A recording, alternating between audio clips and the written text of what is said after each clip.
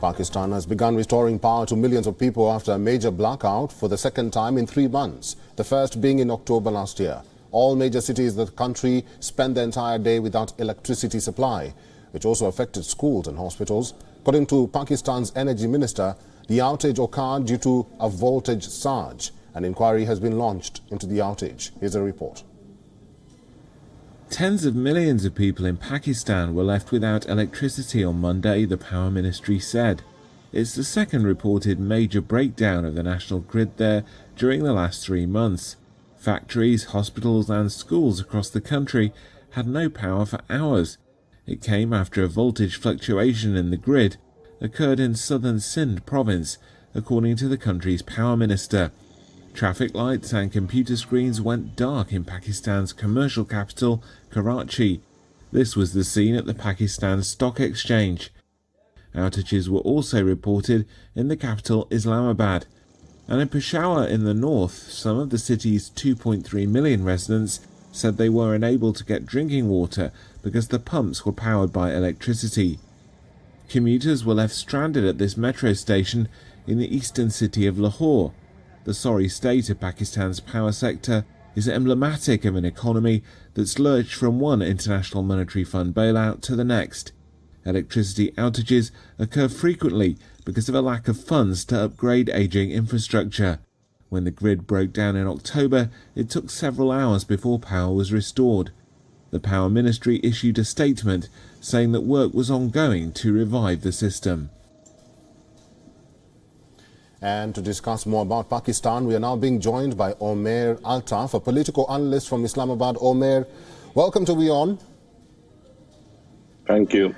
Now, the sorry state of Pakistan's power sector is symbolic of an economy that has been staggered from one International Monetary Fund bailout to the next. With this in mind, what would save the country at this moment? I think Pakistan desperately needs dollars, and those dollars can only come through if Pakistan goes back to the IMF. It's important that the renegotiations with the IMF start and a deal is struck, and that would allow more funding to come through. The friendly countries would also pour in the money. That is required for Pakistan to avoid a default and to get its economy back on track. This power outage is also symptomatic of the condition that Pakistan's economy has been for the last 8 to 9 months. Yes. What do you think the government should do about that? I think it's to improve the infrastructure. The power infrastructure requires a lot of investment, and the government doesn't have that money. So I'm afraid that not much can be done to improve the problems in the power sector. But obviously, at least the government needs money to operate right now. The day-to-day operations are also dependent on them getting a bailout from the IMF. So that is critical. It's an election year, so the government is wary not to meet the tough conditions of the IMF, which could create political problems for them if they accept the IMF conditions, which are pretty harsh, but still it's required. And I hope the dilly-dallying, there is no more dilly-dallying, and they get on with the business of negotiating with the IMF and getting the economy back on track. That's what's required, because Pakistan cannot afford such power outages. It's caused huge economic loss, running into millions of dollars.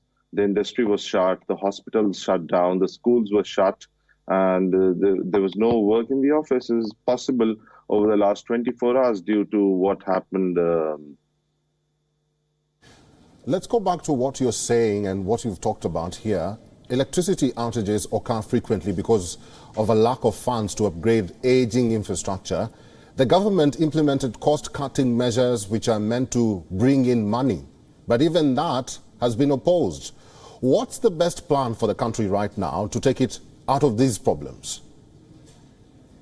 The best plan here is, I think the election should be held because this government also doesn't have the mandate to carry out the necessary reforms to solve Pakistan's problems. be it the power sector, be it the economy, or be it any major reform. They don't have the political capital to carry out any major changes. So the best solution for Pakistan is to go into elections, and whichever government is elected by the people of Pakistan, they should have a full 5-year term where they can carry out the necessary reforms and try to take the country forward, because a country of over 200 million people cannot be run like the way it is being currently. And the country is too important to fail economically and politically. I've been talking to a political analyst from Islamabad. His name is Omer Altaf. Omer, thank you very much for talking to WION today. Thank you.